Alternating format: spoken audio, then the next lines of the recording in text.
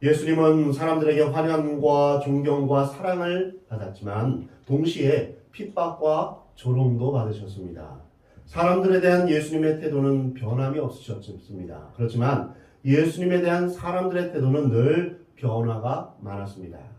호산나 우리를 구원하소서 이렇게 외치던 사람들이 예수님을 십자가에 못 박으라 라고 소리쳤습니다. 예수님 당시의 사람들은 마태복음 12장부터 양의 가죽을 벗고 이리의 이빨을 드러내기 시작했습니다. 안식일에 예수님이 제자들과 함께 밀밭을 지나가는 사건을 통해서 제동을 걸어온 것입니다. 이 핍박은 예수님이 십자가에 못 박히기까지 쉬지 않고 계속됩니다. 오늘 본문 1절에서 그때 예수께서 안식일에 밀밭 사이로 가실세라고 했습니다. 예수님은 하나님 나라를 선포하기 위해서 끊임없이 움직이시면서 안식일에도 움직이신 것을 볼 수 있습니다. 그런데 이때 제자들이 배가 고파서 이삭을 잘라 먹었습니다. 제자들이 시장하여 이삭을 잘라 먹으니 제자들의 이 행동이 현대를 사는 우리의 상식으로는 맞지 않습니다. 아니 왜 남의 밭에 있는 이삭을 잘라 먹는 거지? 라면서 의아하게 생각할 수 있지만 구약의 배경을 보면 하나님의 아름다운 배려를 볼 수 있습니다. 예수님의 제자들은 일정한 직업이 없었기 때문에 분명한 수입이 없었습니다. 그래서 주위 사람들의 보조와 헌금을 받을 수밖에 없었습니다. 하지만 제자들과 예수님의 삶은 전반적으로 가난했습니다.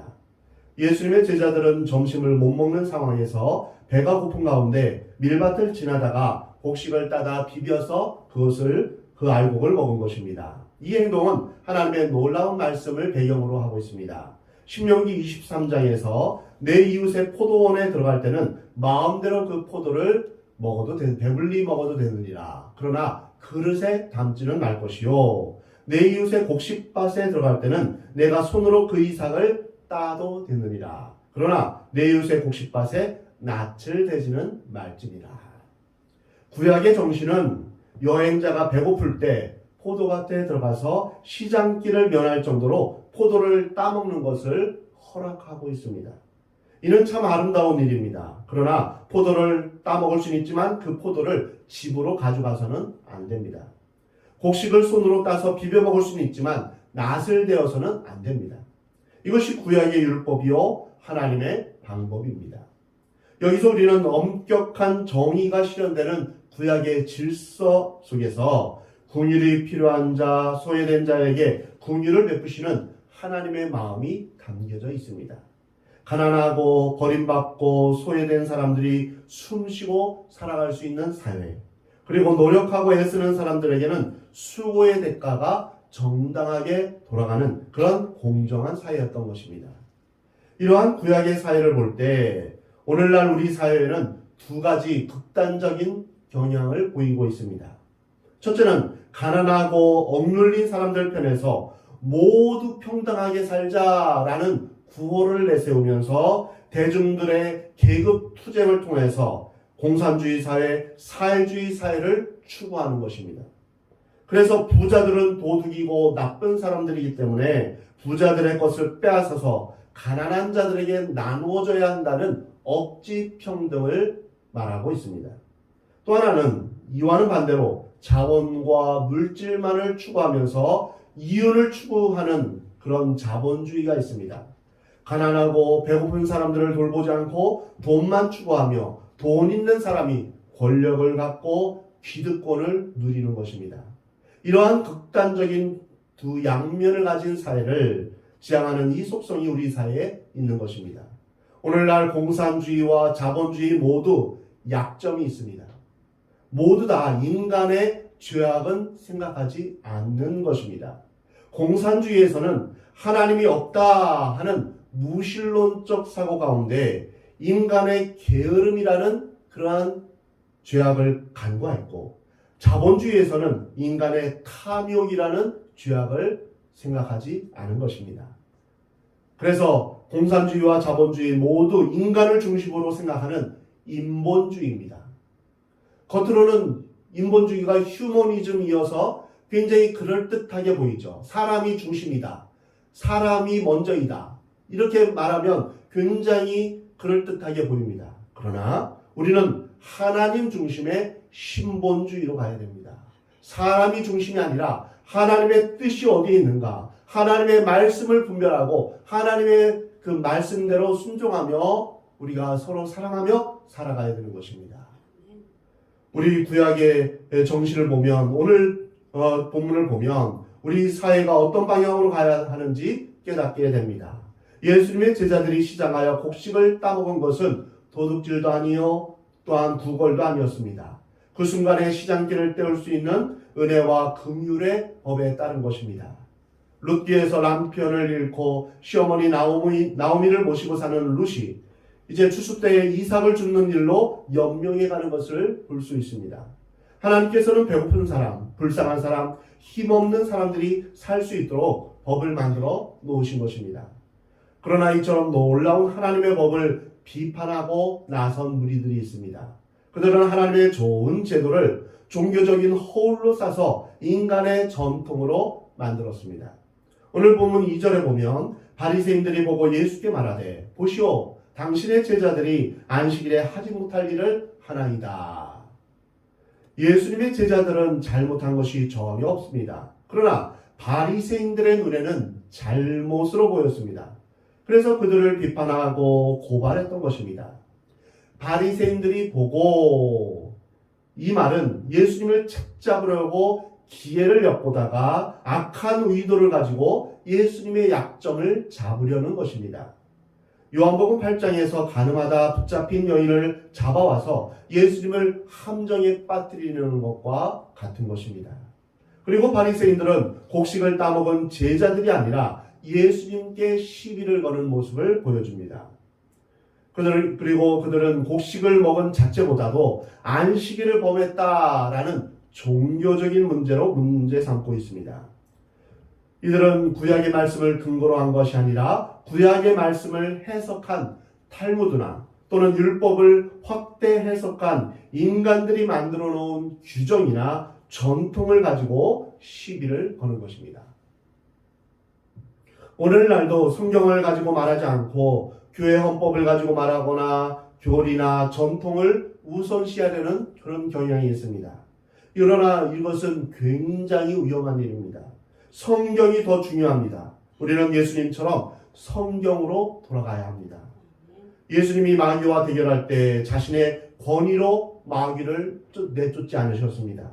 내가 하나님의 아들인데 썩 물러가지 않을까? 어디 감히? 라고 말씀하지 않으셨습니다.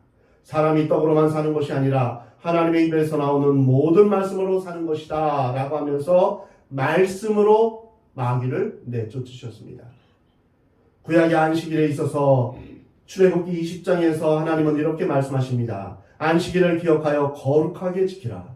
엿새 동안은 힘써 내 모든 일을 행할 것이나 일곱째 날은 내 하나님 여호와의 안식일인즉 너나 내 아들이나 내 딸이나 내 남종이나 내 여종이나 내 가축이나 내 문 안에 머무는 객이라도 아무 일도 하지 말라. 이는 엿새 동안에 나 여호와가 하늘과 땅과 바다와 그 가운데 모든 것을 만들고 일곱째 날에 쉬었습니다. 그러므로 나 여호와가 안식일을 복되게 하여 그날을 거룩하게 하였느니라. 이처럼 안식일은 복된 날, 거룩한 날입니다. 안식일은 하나님의 날입니다. 하나님께 구별하여 드린 날입니다.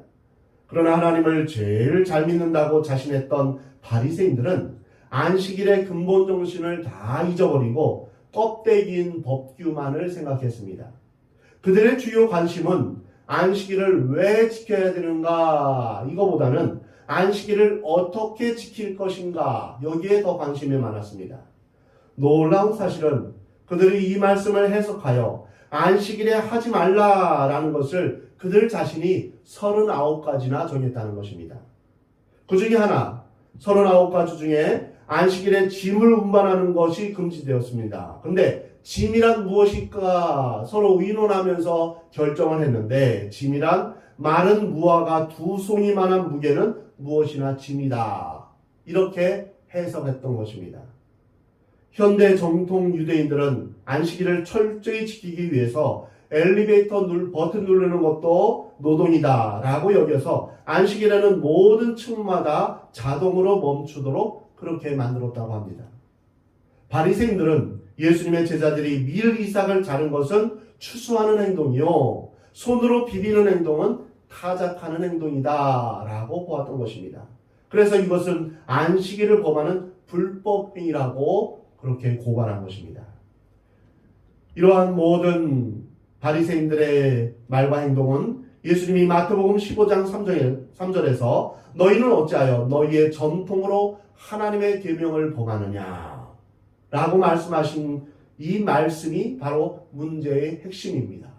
그들의 전통으로 하나님의 계명을 범하고 있다는 것입니다.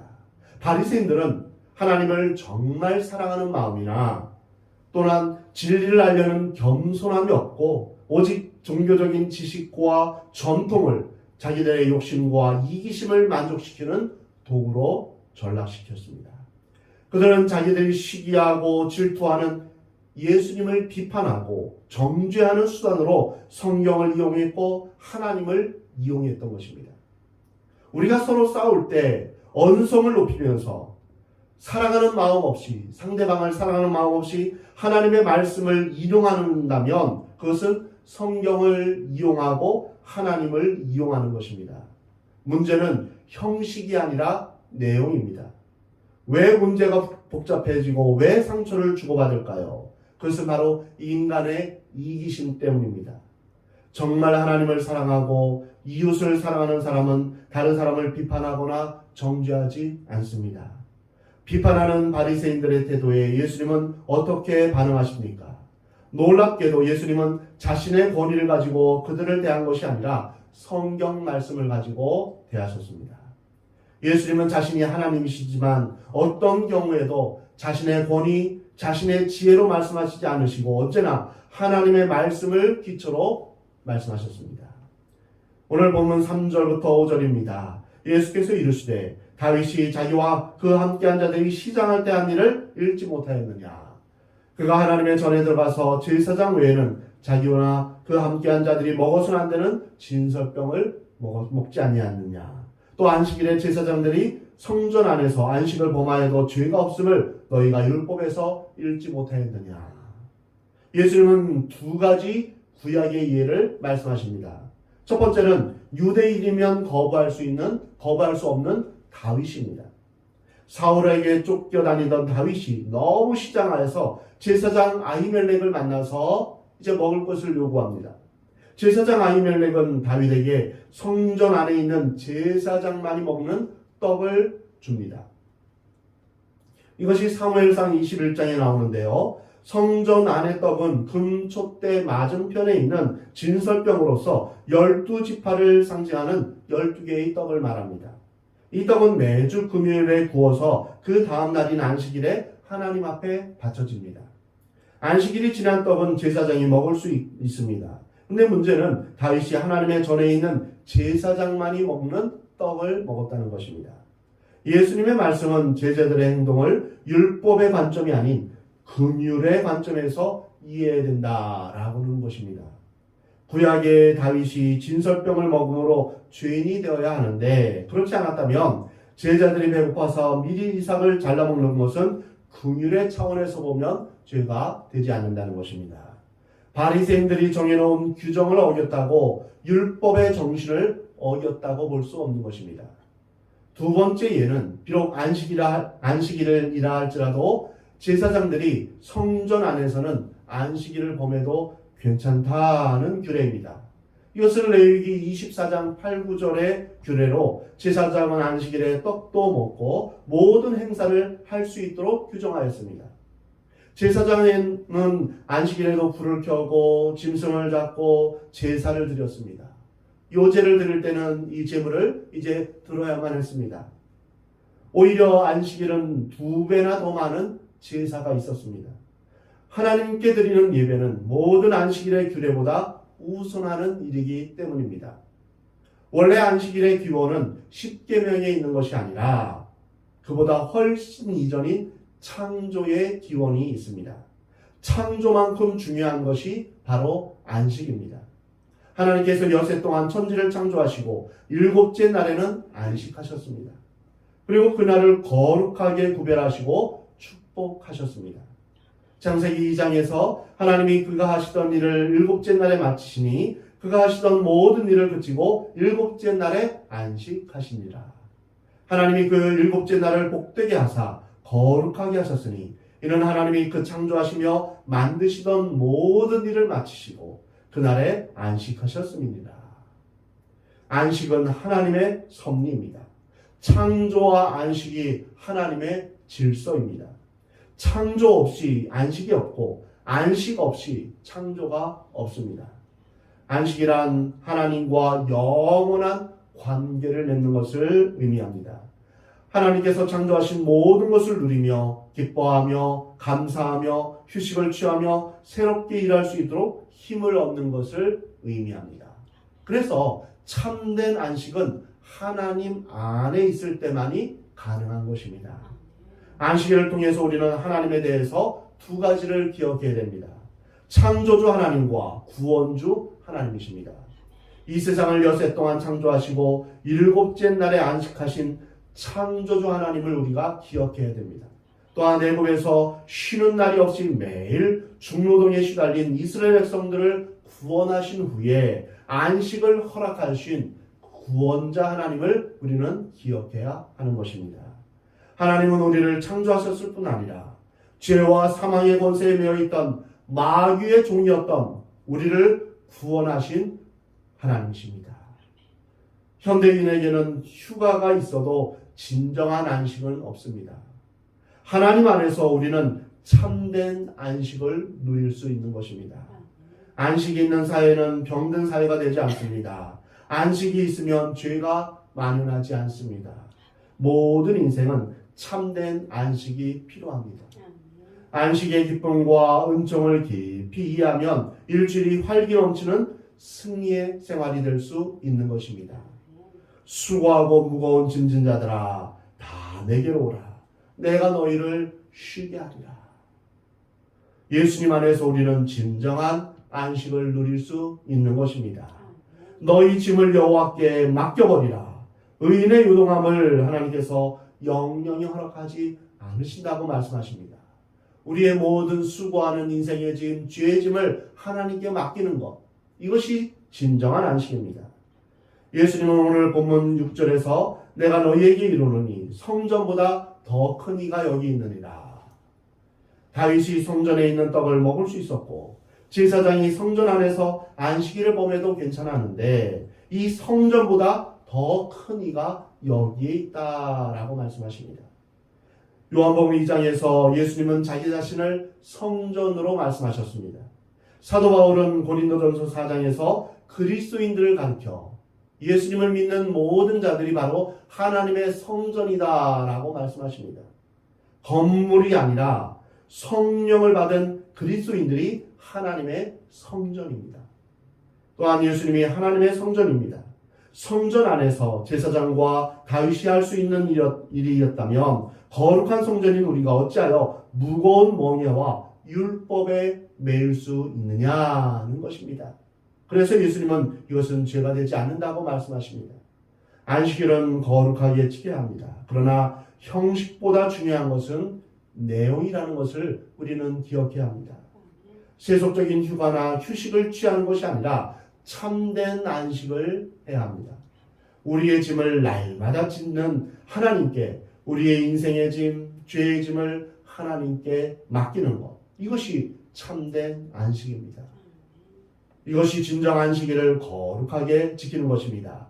그래서 하나님께 감사하며 주님을 기뻐하며 하나님께 영광을 돌릴 수 있는 것입니다. 참된 안식일은 하나님 앞에 경배하며 하나님께 영광 돌리며 사람에게는 해방과 자유와 기쁨이 있고 병든 자를 치유하며 마음의 평화를 얻게 되는 것입니다. 안식일을 거룩하게 지키려면 가능하면 세속적인 방법을 택하지 않는 것입니다. 실컷 예배드린 다음에 참 수고했습니다. 수고했으니 술 한잔 마시러 갈까요? 이렇게 말할 수 있을까요? 아닙니다. 우리가 드리는 이 예배 자체가 바로 안식입니다.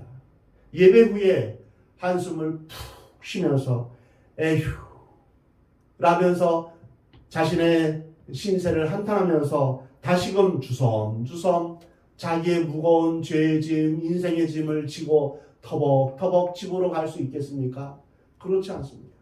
우리의 모든 인생의 짐, 죄의 짐을 다 주님 앞에 맡기고 이제는 우리가 성전을 나설 때는 후를 가벼운 마음으로 기쁨으로 감사함으로 찬양하며 집으로 돌아가는 것이 바로 진정한 안식입니다. 중요한 것은 안식일에 하나님을 생각하는 것입니다. 하루 종일 하나님을 생각하는 것입니다. 인간은 여러 가지 많은 일을 하면 피곤해서 안식이 되지 않습니다. 생각이 많아지면 아무 일을 안 해도 머리가 피곤해집니다. 모든 염려와 걱정을 주님 앞에 맡겨야 합니다. 그러할 때 우리는 진정한 하나님을 향한 찬양과 감사가 있는 것입니다. 오늘 본문 7절에서 나는 자비를 원하고 제사를 원하지 아니하노라 하신 뜻을 너희가 알았더라면 무죄한 자를 정죄하지 아니하였으리라. 인자는 안식일의 주인이니라 라고 말씀하셨습니다. 예수님은 제사를 원하지 않고 자비를 원한다라고 말씀하십니다. 하나님께서는 유대인들에게 율법을 주시고 제사를 주신 것은 기계적으로, 형식적으로 율법을 지킬 것을 강요하고 또한 이것을 지키지 못하는 사람들을 정죄하는 것이 아니었습니다. 인간의 부족함을 깨닫고 하나님의 자비와 긍휼을 구하는 것이 바로 율법의 목적이요 제사의 목적입니다. 하나님, 저는 부족합니다. 저는 연약합니다. 주님, 저를 불쌍히 여겨주옵소서. 저를 긍휼히 여겨주옵소서. 내 대신 바쳐지는 그 양과 그 소를 보면서 내가 얼마나 큰 죄인인가를 깨닫고 하나님의 자비를 구하는 것, 이것이 구약의 제사입니다. 율법의 정신, 율법의 목적은 하나님께 자비를 구하는 것입니다. 긍휼을 구하는 것입니다.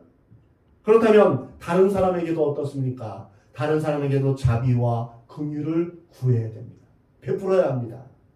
예수님은 예배드리다가 형제에게 화를 낸 일이 생각나거든 먼저 가서 그 형제와 화해하라. 이것이 진정한 예배다라고 말씀하셨습니다. 주일에 예배를 드리면서 집에서는 싸움과 미움이 계속된다면 그것은 진정한 예배가 될 수 없습니다. 무거운 멍에를 메는 것이 신앙이 아닙니다. 이거 해라 저거 해라, 우리가 어떤 율법에 매여서 도덕적인 형식적인 어떤 일을 하고 안 하고 뭐를 하지 말라 뭐를 하라, 이것이 아닙니다. 하나님께서는 나는 자비를 원한다라고 말씀하십니다. 그러면서 나는 안식일의 주인이다 이렇게 말씀하십니다. 우리가 안식일을 지킬 수 있는 것은 하나님께서 우리에게 건강을 주시고 평화를 주시기 때문에 가능한 것입니다. 만일 급한 사고가 발생하거나 전쟁이 일어나면 안식일을 지키고 싶어도 지킬 수가 없습니다. 우리가 하나님 앞에서 평안하게 예배를 드릴 수 있는 이 자체가 하나님의 은혜입니다. 예수님은 우리의 모든 삶을 주관하시며 특히 하나님과의 관계에서 평화를 주시는 분입니다. 그러므로 우리는 진정으로 예수님 안에서 안식을 누릴 수 있는 것입니다. 유대인들에게 안식일을 주신 이유는 창조주 하나님을 온전히 더 잘 섬기기 위한 것이며 하나님과의 관계가 깊어지기 위한 것인데, 예수님은 우리를 하나님께로 인도하시는 분이며 우리의 삶 전체에 안식을 주시는 분입니다. 그래서 우리는 경건하고 거룩하게 안식일을 보내면서 인간적인 요소를 배제하고 하나님과 깊은 교제를 할 수 있는 날로 안식일을 보내야 합니다. 어떻게 하면 하나님을 더 가까이 할 수 있을까? 이것을 생각하며 하나님 앞에 우리의 모든 인생의 짐을 주님 앞에 내어 맡기는 것입니다. 주님, 저의 삶을 주님 앞에 내어 맡깁니다. 저의 미래를 주님 앞에 내어 맡깁니다. 저의 건강을 주님 앞에 맡깁니다. 우리의 자녀를 주님 앞에 맡깁니다. 우리의 모든 짐을 대신 져 주시옵소서. 우리와 동행하여 주옵소서. 저와 동행하여 주옵소서. 이렇게 주님 앞에 온전히 맡기는 것입니다. 사람끼리만 기뻐하면 진정한 안식이 아닙니다. 우리는 하나님을 생각해야 됩니다. 사랑하는 성도 여러분, 여러분 모두 하나님과 함께 하나님을 생각하면서 하나님 안에서, 예수님 안에서 참된 안식을 누리는 저와 여러분이 되기를 하나님은 원하십니다. 하나님 안에서 참 평강과 기쁨을 누리며 또한 이 땅에 살면서 온전히 천국을 경험하는 우리 모두가 되기를 하나님은 원하십니다.